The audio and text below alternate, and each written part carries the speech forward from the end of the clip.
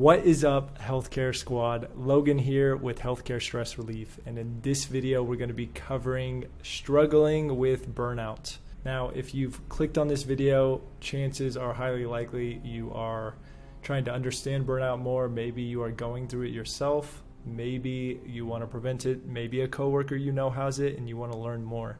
Whatever the reason is, it's a very important topic to understand, especially in healthcare, because burnout rates are higher for healthcare providers.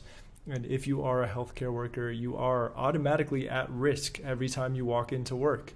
Now, what we're going to do today is I have an awesome graph by the Figley Institute. Dr. Figley is a researcher who studied compassion fatigue. Compassion fatigue and burnout are not the same. We'll talk about that today.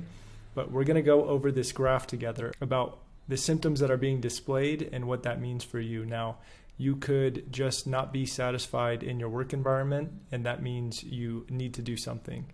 You may be completely burnt out, not satisfied, and have compassion fatigue. That generally means you need to completely change the careers.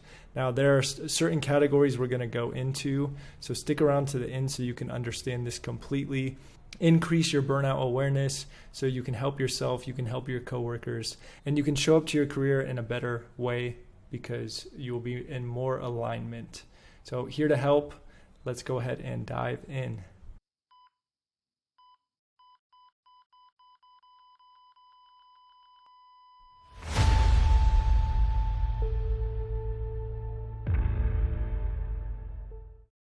Cool, let's do this. So I got this graph here from the Figley Institute.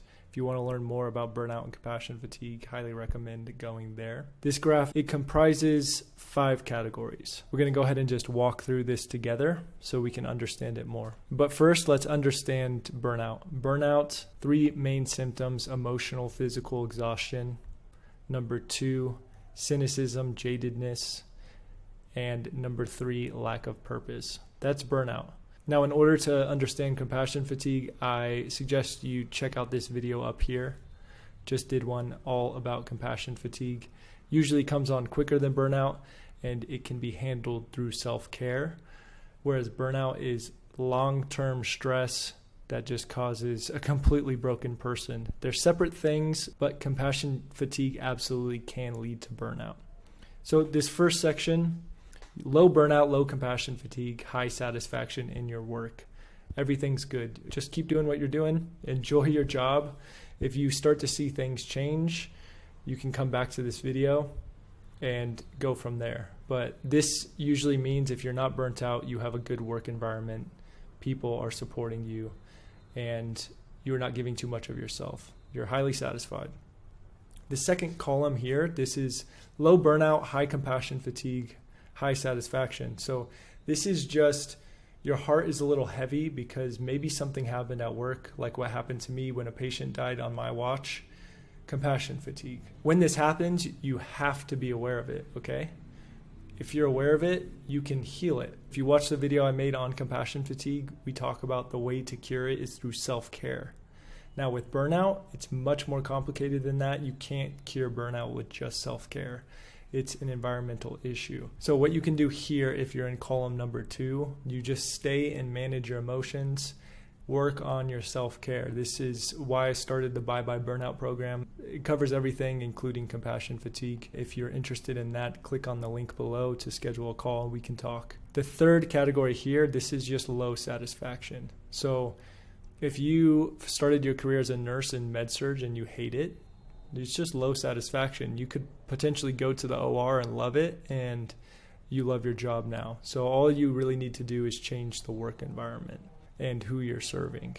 Now, high burnout in column number 4, this means you need to change the work environment you're in. Burnout is usually related to the environment. There are 6 factors that Maslow in her research covered. It's related to being overworked, not having enough support, etc., etc.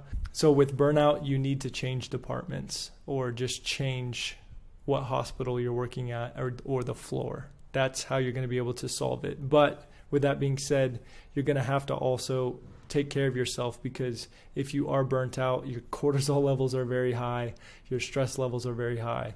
compared to the average person, so you need to bring them back down. And finally, we have high burnout, high compassion fatigue, low satisfaction. This is what happened to me.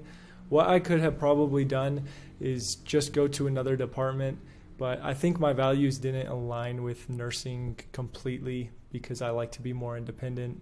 I believe in more alternative medical remedies, so it just didn't align with me. So I completely changed my career. I started this business, healthcare stress relief. If nothing is working for you at all, change careers. I can be somebody to help you with this. Career transition is something I had to do. I moved to a completely different country. I know it's scary, but if you have high burnout, high compassion fatigue, low satisfaction, then let's go ahead and transition you to something that you're going to actually be able to serve humanity with. And I would love to know if you have gone through burnout, compassion fatigue, or just low satisfaction in your work as a healthcare professional. There are a lot of people that are in the same boat as you. So go ahead, share below in the comment section so we can all talk about it. And if you enjoyed this video, go ahead and check out this nice looking video over here. It's on compassion fatigue, exactly what we were talking about in this video. If you want a better understanding, check it out. It's going to help you along your path. And I'll see you around. Ciao.